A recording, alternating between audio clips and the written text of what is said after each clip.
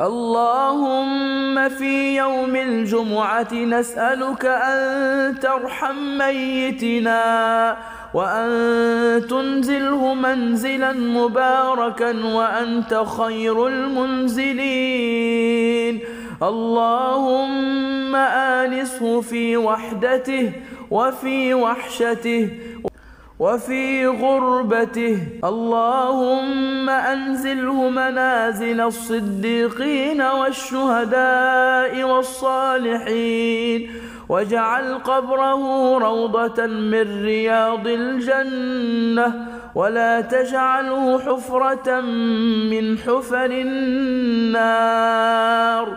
اللهم إنا نتوسل بك إليك، نقسم بك عليك أن ترحم ميتنا وألا تعذبه وأن تثبته عند السؤال.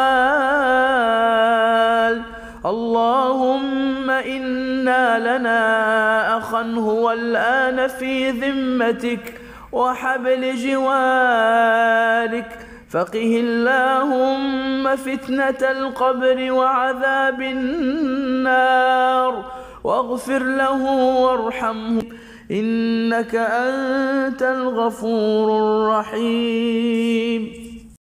اللهم في يوم الجمعة نسألك أن تغفر ذنوبنا جميعها، وأن تتقبل منا توبتنا، وأن تعفو عنا وترحمنا.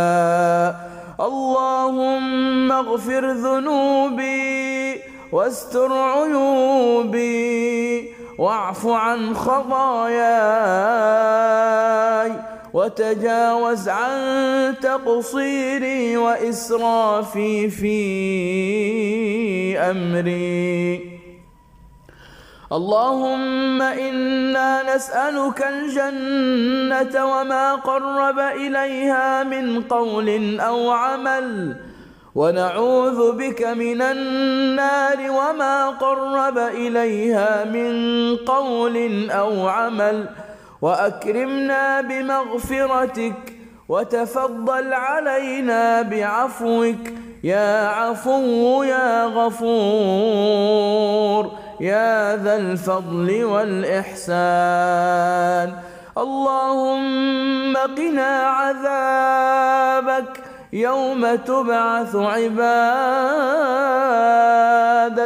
وارحمنا واغفر لنا وتجاوز عن تقصيرنا، وارحمنا واغفر لنا وجازنا بفضلك وجودك، ولا تجازينا بأعمالنا.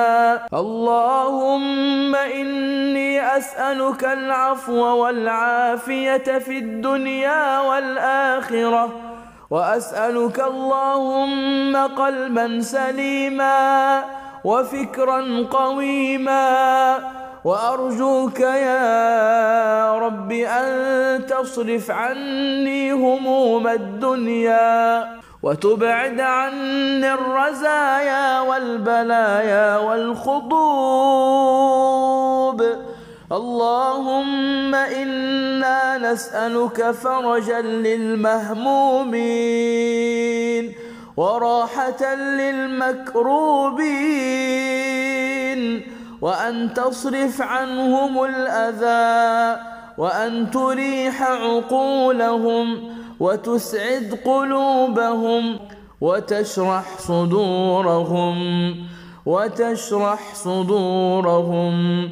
اللهم إني أسألك في يوم الجمعة أن تنزل على كل قلب مهموم رضا ورحمة، وأن ترزقه السكينة والطمأنينة، وتصرف عنه ما أهمه، وتبدله مكانه